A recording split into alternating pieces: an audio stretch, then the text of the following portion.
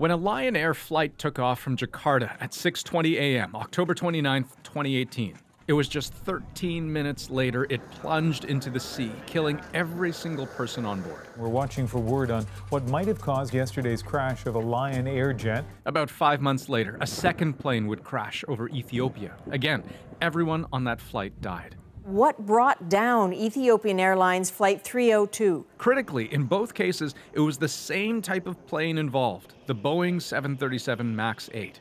In the months that followed, we would learn more about not just those two catastrophic failures, but about the series of cascading failures, one after another, that led to the crashes. From a key modification to the plane that few pilots knew existed, let alone understood, to a head office that was slow to act when they began to understand just how flawed their plane really was. We are sorry. Those details have come to a head before U.S. lawmakers, where for days the head of Boeing, Dennis Muhlenberg, was grilled about his corporation's failure to prevent either of the crashes. And families, too, have said their piece. The decisions that they made before and after the first crash caused the deaths of my family. Now, we will surely learn more in the coming months, and Boeing says in a matter of months, the MAX 8 will fly again. But the question then will be, now what? Every Friday, we take our second look at a story from the week and try to break it down in a way that's interesting, insightful, and empowering. So tonight, we're going to try to understand what was at the heart of those two crashes, what happens once Boeing says it's solved the problem, and then as flyers, what are we supposed to do at the end of the day? Carry on like nothing happened? We have help joining us from across Canada and the U.S. Natalie Kitroeff of the New York Times, who's been reporting on the Boeing disasters extensively. We have Raymond Hall, aviation lawyer and former Boeing pilot in Vancouver tonight. And Gabor Lukács, passenger rights advocate, joining us from Halifax. Hello to all of you. Let's start with Boeing's bottom line. The company's profits have soared in recent years. Look at this, $5 billion in 2016, $8.5 billion in 2017. $10.5 billion in 2018. Then a steep drop in the 12 months leading up to September of this year. Boeing's profits only about $3.8 billion. Natalie, as we try to understand Boeing, I mean, the numbers certainly tell us about the opportunity in this industry. What have we learned about Boeing, the company? So we know that global aircraft manufacturing is essentially a duopoly. You have Boeing and Airbus. And at the time that Boeing was launching this plane, the 737 MAX, it was under intense pressure because it faced an unthinkable defection. American Airlines was about to place a huge order with Airbus. Now, Boeing had to rush in order to keep up with Airbus. It was months behind. And so time pressure and competitive pressure played an enormous role in the development of this plane. Right. We know also that the company... And well, I was just going to say, and on a technical level, I mean, how did those pressures affect the plane itself? I mean, there was one system that controlled the pitch of the plane that was particularly vulnerable, right, to a single specific weakness. Right. So Boeing introduced a new system on this plane called MCAS, which contributed to both crashes. The reason it needed this system was in order to make the plane fly like its predecessor. The system pitched the nose of the plane down. Boeing was trying to limit training for pilots on this plane, again, in order to satisfy its airline customers. And so it never informed pilots that this system existed, and pilots were never trained on it when they began flying the plane. Raymond, is it fair to say that weakness of the plane might not have led to those two crashes had pilots known about that weakness to begin with? I think there are two aspects to it. First of all, you have to know that it's there, and you have to know how it works and what corrective action to take in the event that the action is inappropriate at the time, particularly when it's relying on a sensor that is faulty. Gabor, one other thing I want to ask you about. We also learned about the working relationship between the FAA and Boeing. One is supposed to oversee the other. Does it really work that way? Unfortunately, what we have witnessed here is a common problem in the airline business and in other areas, simply described as regulatory capture, where the body which is supposed to supervise, exercise oversight over a particular industry is starting to act in the interest of the industry and not in the interest of the public. Natalie, how, in your work, I mean, what have you learned about how that actually works, that relationship? Well, the FAA, the regulator in the United States, hands over much of the responsibility for determining the safety of an aircraft to Boeing. And in this case, the FAA never received a safety assessment of this system, MCAS. So investigations have determined that the regulator was not fully aware of how it worked when it cleared the plane to fly. Okay, let's talk about where all of this leads. Right now, we don't actually know exactly when the MAX 8 will be recertified to fly, but take a look. Air Canada says it's going to keep its MAX 8s out of its schedules until at the earliest February 14th of next year. WestJet says it's pulling its MAX 8s at least until January 5th, 2020, and Sunwing says it expects to have its MAX 8s back in mid-May 2020. But maybe we should start with even a more basic question than that. Will the MAX 8 fly again? Raymond, yes or no, and why? Yes, it will. Once the problem is analyzed, determined, and fixed, it will fly again. And I anticipate that they will come pretty close to meeting that schedule.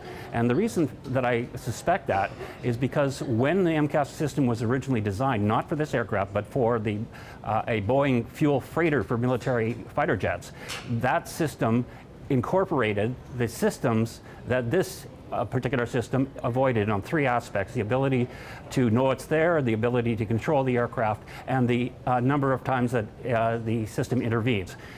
When they change it, which they are going to do, to put it back to the system that was originally designed in the military freighter aircraft, which has had no incidents whatsoever, I expect that the certification will come together after a sufficient amount of testing and thorough investigation by not only the FAA, but the foreign regulators as well.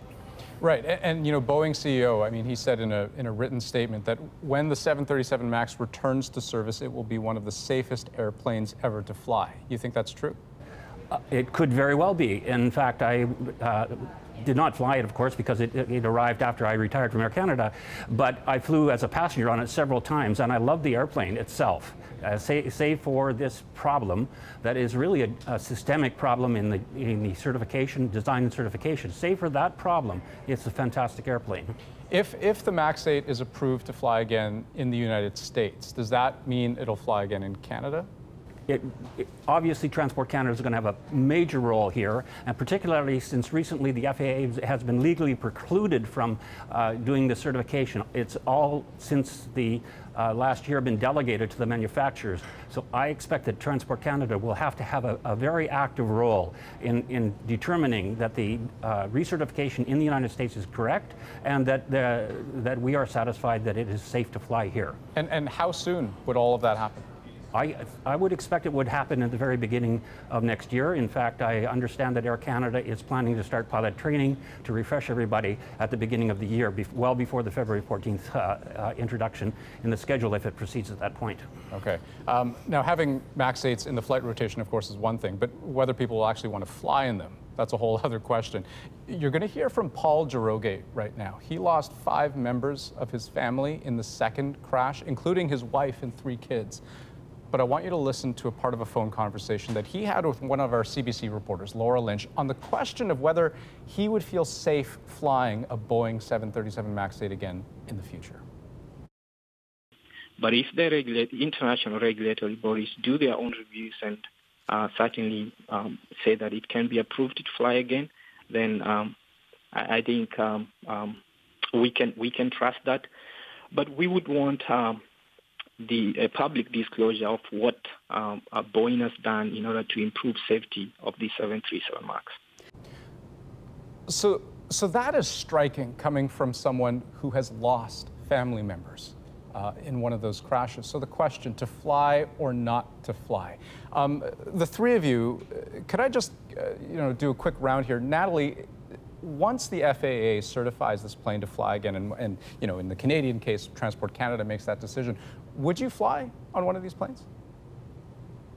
I mean, I frankly think that the vast majority of passengers in this case are going to be the ones to decide this question. I will say that Mr. Muhlenberg said this week it will be the most heavily scrutinized plane in history, and I don't know that that's an exaggeration. I do think that this is the most thorough process, this recertification process that we've seen in a long time. And Raymond and Gabor, your takes. Raymond, quickly. I second that opinion. In fact, there is no question that the scrutiny on this aircraft is far greater than any of the other aircraft that have ever been certified. Gabor, how much power do people have to decide whether they get on a Boeing 737 MAX 8 if they buy a ticket for one? Unfortunately, people are quite powerless in this regard because once the aircraft is certified, it is the airline's decision which aircraft they use. The problem is how it is going to be recertified, and I'm quite concerned that Canada may be too quick to follow the FAA in that. I would want to hear from the European authorities and from Australia at the very least to see what they have to say about the recertification before I would feel comfortable with Canada recertifying the aircraft. And Gabor, once you've booked a flight on one of these planes, can you say, no, I actually don't want to fly on the MAX 8, book me on a different flight? Unfortunately, passengers don't have the power to tell the airline which aircraft they want to fly on. The airlines do have the right to swap an aircraft, even if when you buy the ticket, it looks like you are flying on an Airbus.